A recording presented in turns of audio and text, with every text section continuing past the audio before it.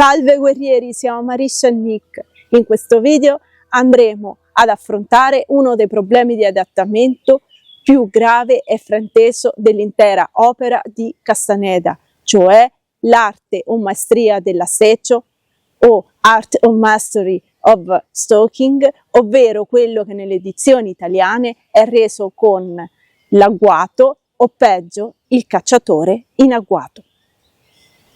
Di seguito, nel dialogo originale tra la Gorda e Carlos, vedremo con chiarezza come l'equivoco sia anche dovuto a un gioco di parole, adattato in maniera poco appropriata. Carlos Castaneda. L'arte dell'assecio o stalking. Parte 1. Come perseguitare le proprie stesse debolezze. Como acechar las propias debilidades. How to stalk our own weaknesses. Racconteremo di come Maria Elena, la Gorda, riuscì a riprendere la sua forma e a spostare il suo potere personale dal bisogno di cibo. Il tema trattato è delicato perché la Gorda era una donna degli anni 60 con disturbi dell'alimentazione. Tutto ciò non è inteso come oggetto di scherno. I metodi usati da lei per superare il suo problema con il peso corporeo non sono da imitare. Ognuno deve trovare il suo modo di fare l'assecio alle sue stesse debolezze.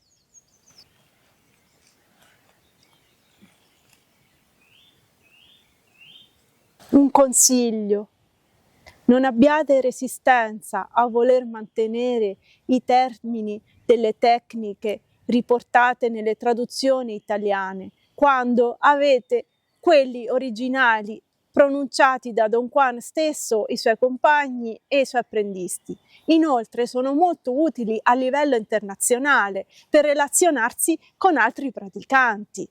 Stiamo cercando di spingere su questo perché è indice di forte resistenza a cambiare le proprie abitudini e anche di fissità del punto di unione. Anche perché vi ricordo che queste arti vengono praticate per raggiungere la mobilità del punto di unione o punto de encaje o assemblage point. E cioè questo vuol dire riuscire a tenerlo in più posizioni possibili. Attenzione! Le citazioni sono tradotte in maniera letterale dagli autori stessi del video e sono tratte direttamente dalle edizioni inglese e spagnola, senza censure o adattamenti. Alla fine del video troverete una breve analisi letteraria e linguistica e inoltre la nostra recensione. Il passo è tratto dal libro Il secondo anello del potere, capitolo 5, l'arte di sognare.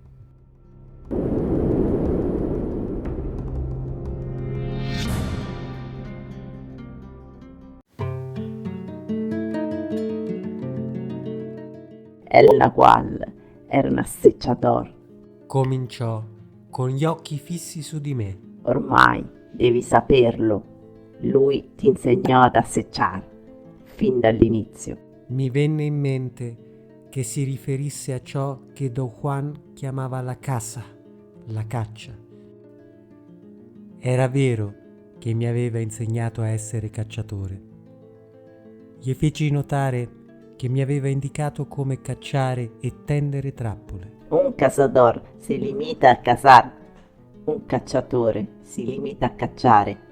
Un acechador lo acecha todo, inclusive a sí mismo. Un acechador perseguita tutto, incluso se stesso. Come lo fa? Un acechador impeccabile trasforma tutto in preda. El Nagual mi disse che è possibile arrivare a acechar nuestras propias debilidades, a perseguitare le nostre stesse debolezze. Smettei di scrivere e cercai di ricordare se, in qualche occasione, Don Juan mi avesse esposto una possibilità così insolita, quella di acechar, di perseguitare le mie stesse debolezze. Non lo avevo mai sentito esprimersi in termini simili. Come è possibile perseguitare le proprie debolezze, Gorda? Allo stesso modo in cui si perseguita una preda. Decifri le tue abitudini fino a conoscere tutte le conseguenze della tua debolezza. Ti scagli su di esse e le afferri come i conigli in una gabbia. Don Juan mi aveva insegnato la stessa cosa riguardo alle abitudini, ma più come un principio generale di cui los cazadores, i cacciatori, devono essere consapevoli. Invece la Gorda lo comprendeva e lo applicava in modo più pragmatico del mio. Aveva affermato che ogni abitudine era, in essenza, un fare, e un fare richiedeva tutte le sue parti per funzionare. Se una di esse mancava, il fare risultava impossibile. Per lui, qualsiasi serie coerente e significativa di azioni era un fare. In altri termini, un'abitudine richiedeva, per costituire un'attività vitale, tutte le sue azioni componenti. La Gorda raccontò allora il asseccio che lei stessa aveva condotto contro la sua abitudine di mangiare in eccesso. El Nagual le aveva suggerito di iniziare l'attacco alla parte più importante di tale abitudine, legata al suo lavoro di lavandaia, poiché ingeriva tutto ciò che le offrivano i clienti durante il suo giro, casa per casa, raccogliendo i panni sporchi. Sperava che El Nagual le dicesse cosa fare, ma lui si limitò a ridere e a prenderla in giro.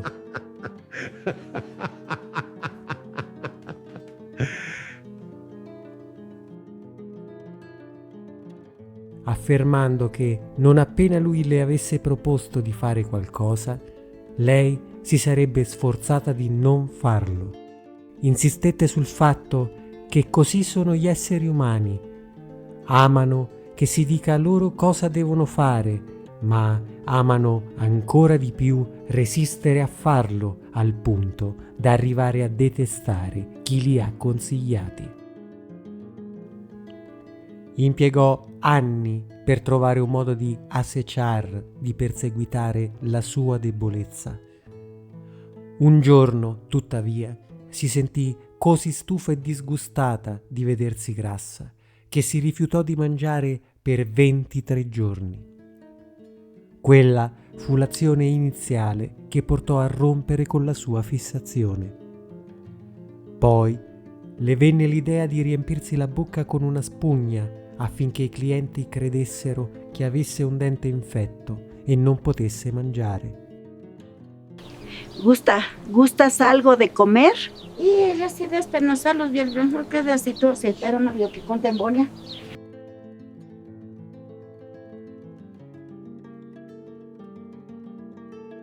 Lo stratagemma funzionò non solo con i clienti che smisero di darle cibo, ma anche con se stessa, poiché mordicchiare la spugna le dava l'impressione di mangiare.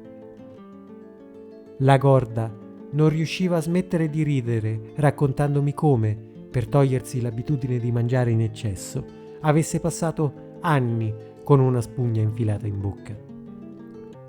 Fu tutto ciò di cui avevi bisogno per smettere?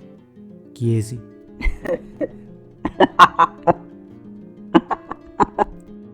No, dovetti anche imparare a mangiare come un guerriero. E come mangia un guerriero? Un guerriero mangia in silenzio e lentamente e molto poco ogni volta.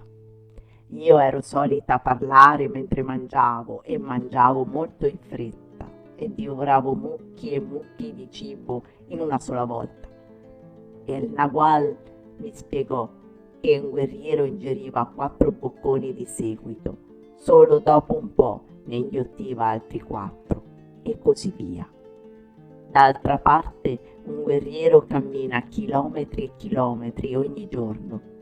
La mia passione per il mangiare mi impediva di camminare. Me ne liberai ingerendo 4 bocconi all'ora e camminando. A volte lo facevo per tutto il giorno e tutta la notte. Così mi liberai del grasso delle mie natiche.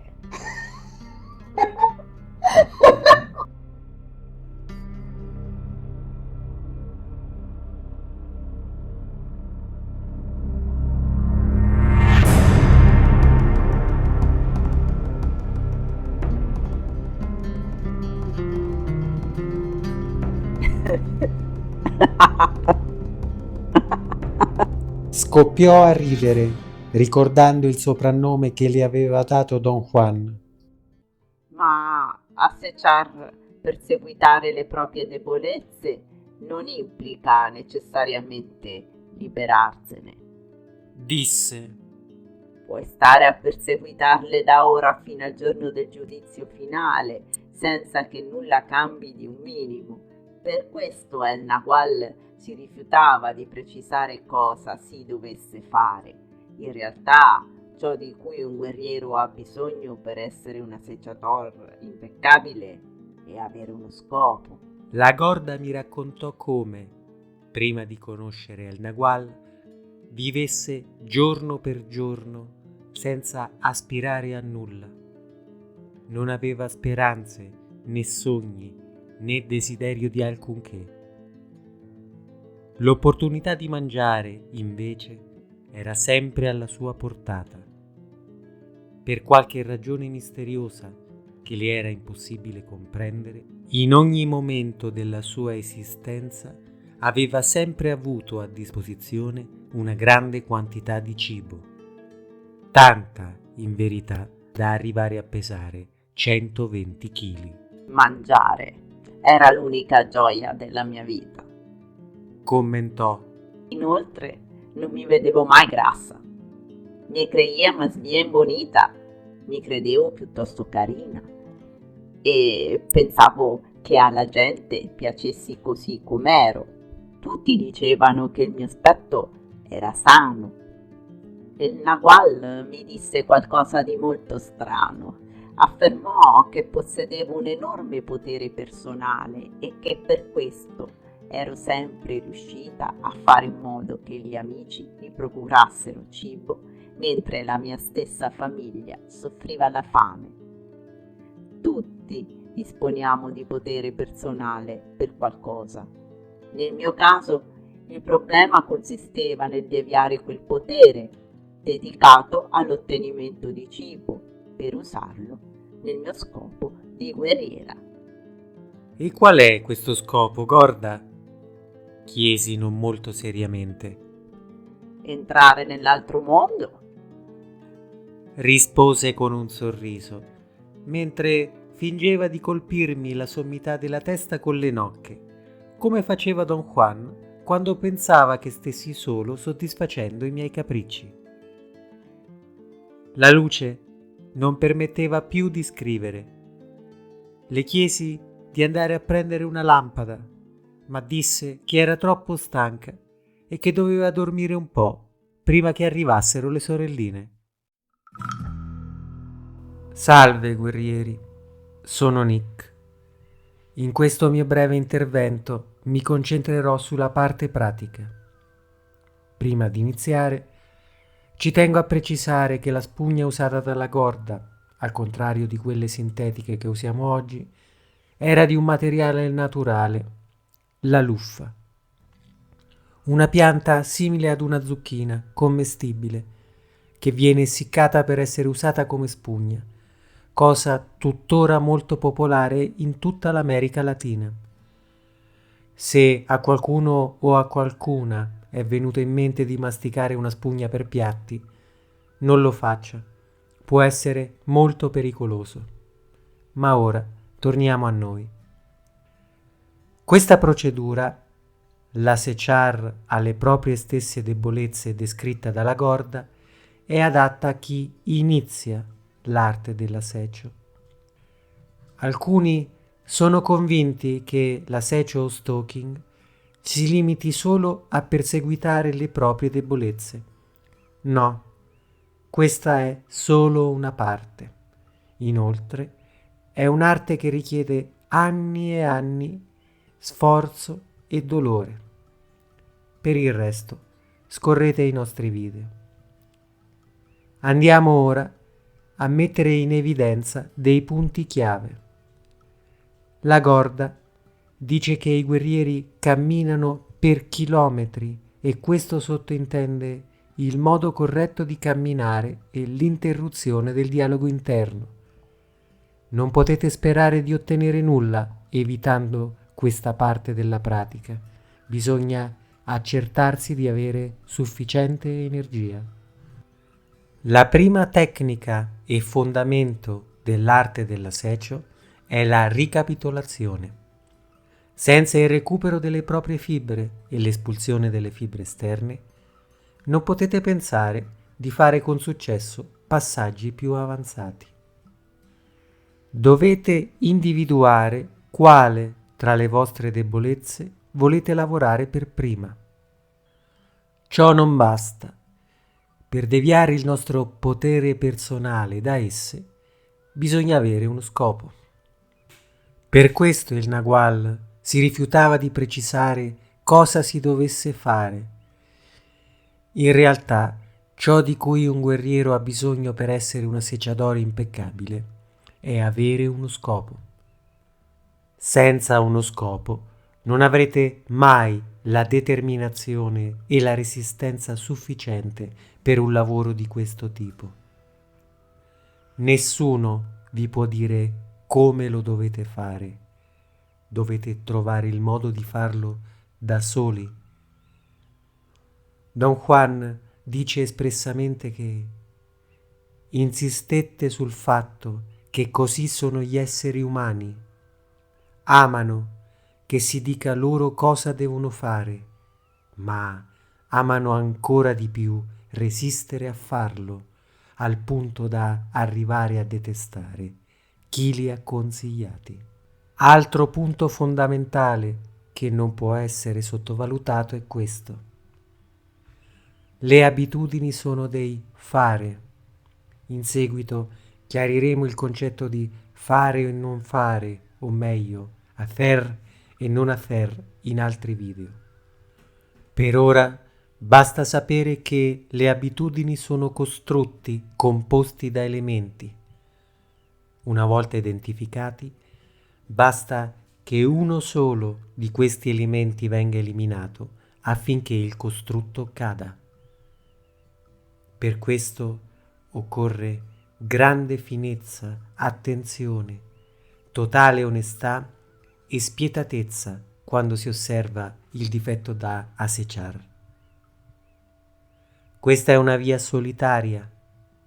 Quando qualcuno vi dice che avete bisogno di essere seguiti o guidati passo passo e non potete riuscirci senza il suo aiuto, ricordatevi di quello che ha detto Don Juan. Salve guerrieri, sono Marisha.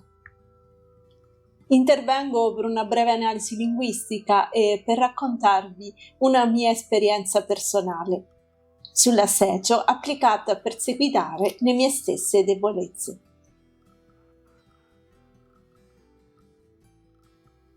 Analisi linguistica.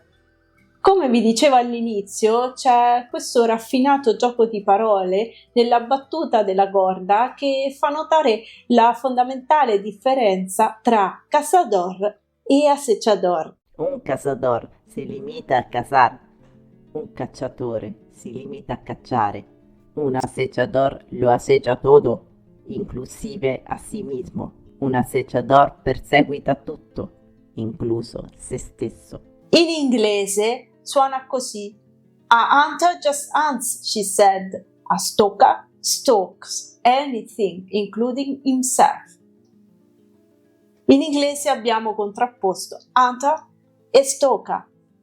Nelle edizioni italiane abbiamo un cacciatore va a caccia, mentre uno che tende agguati può catturare di tutto, anche se stesso. Come vedete, con la parola agguato e nella successiva battuta un cacciatore in agguato si perde totalmente la contrapposizione tra i due termini e le molteplici azioni racchiuse nella sola parola acechador.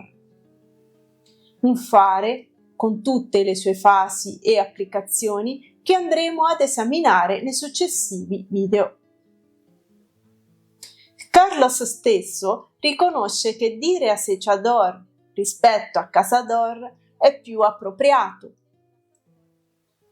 L'equivoco è anche dovuto al fatto che Castaneda stesso aveva parlato nel libro Viaggio a Ixtlan del cazador di poter, capitolo 6, appunto diventare un cacciatore.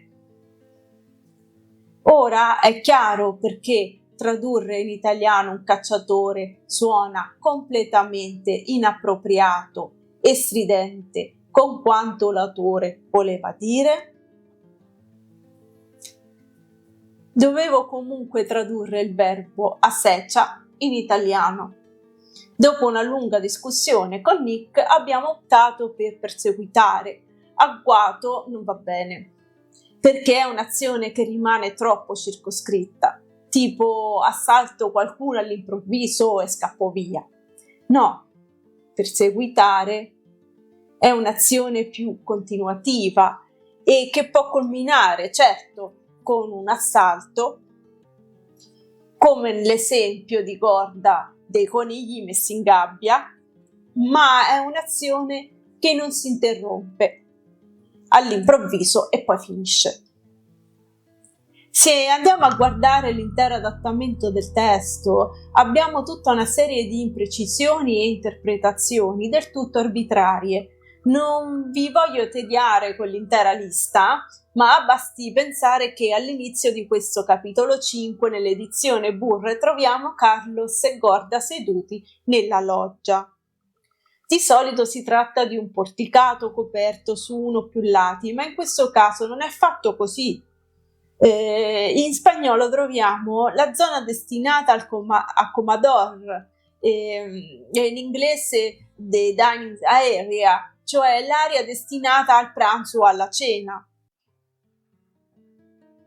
Un'altra frase che stride riguarda a come gli altri vedevano la Gorda quando era grassa. Todo el mundo decía che mi aspetto era salutable, che si traduce come tutti dicevano che il mio aspetto era sano. Nell'edizione Burr si perde completamente l'aggancio diretto dell'aspetto di Maria Elena con la sua salute. Tutti dicevano che avevo un'aria florida. Florida è un termine letterario e si sposta più sull'estetica che all'essere sana. Sul finale, quando lei dice che il suo scopo è di entrare nell'altro mondo, lei risponde con un sonrisa, inteso in maniera neutrale. Nell'edizione italiana troviamo vignetto. Si è voluto dare una sfumatura più maliziosa. Esperienze personali. Allora, vi parlo brevemente di come ho applicato nella pratica l'assecio alle mie debolezze. Mi è accaduto molti anni fa, quando avevo da poco terminato gli studi. Come tutti i giovani italiani e oltretutto donna, avevo difficoltà a trovare lavoro e senza calci nel raccomandazioni all'interno del mio settore abbastanza specifico come lettere e archeologia era difficile. Così, su pressione dei miei familiari, accettai un impiego in un centro medico e l'esperienza fu pessima, ma istruttiva. Posso dire che presi coscienza meglio di come girava il mondo intorno a me. Diciamo così. E dovetti smettere perché io stessa mi ammalai. o meglio, sotto il grosso stress di essere nel posto sbagliato, le mie intolleranze alimentari peggiorarono. Tutti gli specialisti, tra i quali alcuni per cui avevo lavorato, che consultavo, non riuscivano a stabilire bene cosa avessi e di conseguenza come curarmi. Vi dico che dopo una quantità infinita di esami, visite e perfino ricoveri, si capì soltanto che non tolleravo alcuni cibi e questo portava malesseri di ogni genere. Ora vi salto tutta la parte tecnica per arrivare al dunque. In pratica mi si consigliava di assumere cure molto pesanti e accettare una vita comune ma limitata. Avevo i libri di Carlos sulla mia scrivania da anni. Tutto era passato per la mia scrivania, avevo studiato molto, ho fatto tanti esami, eccetera, ma quei volumi erano gli unici che non avevo mai accantonato né compreso davvero come in quel momento. Decisi che avrei cambiato totalmente metodo. Dovevo conoscere meglio me stessa, non affidarmi agli altri e perseguitare le mie stesse debolezze. Consultai altri specialisti più inclini anche a un approccio più naturale e psicologico. Cominciai a scartare tutti i cibi per me non idonei e quello che è considerato cibo spazzatura. Cibi al naturale il più possibile. Cucina dei tempi. Avevo una madre che non appoggiava le mie scelte, non mi comprendeva, mi imponeva di mangiare quello che cucinava lei. Fu una battaglia terribile, ma ottenni di poter cucinare solo per me stessa. Me ne fregai di tutte le critiche, delle pressioni sociali e del resto, urli, risatine, persecuzioni, compreso andare nei locali con gli amici o nei ristoranti, divenne difficile. A volte sono andata pure, ma sceglievo con attenzione cosa mangiare, ed ero ritenuta quella strana. Inoltre, cominciai a camminare, anche quando avevo dolore. Uscivo all'esterno e camminavo verso le montagne. Allora mi ritrovavo in ristrettezze economiche tali, non essendo in buona salute e non potendo lavorare, che non mi potevo pagare nessuna lezione in palestra. Quelle vennero dopo, grazie a Nick che aveva dei buoni agganci e onesti insegnamenti. Comunque camminavo, mangiavo sano, toglievo sostanze dannose e cercavo di espellere tutte le scorie e infine misi di frequentare la religione tradizionale e vi assicuro che venni trattata malissimo ovunque, anche nei sogni, perché da lì mi veniva tolta energia. Sì. Ero sola, ma cominciai a migliorare. Non sono mai stata in sovrappeso, ma divenni più magra e perfino ringiovanì. Cambiai letteralmente forma. Mi ricordo di gente che mi guardava e non capiva che età avessi e cosa facessi.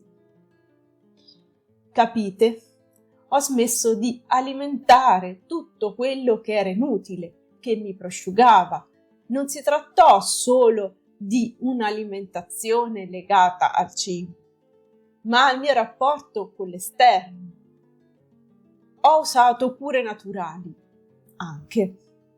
Non vi dico quali, fu una mia scelta personale e non vorrei influenzare altri. Era in gioco la mia vita e la determinazione fu grande.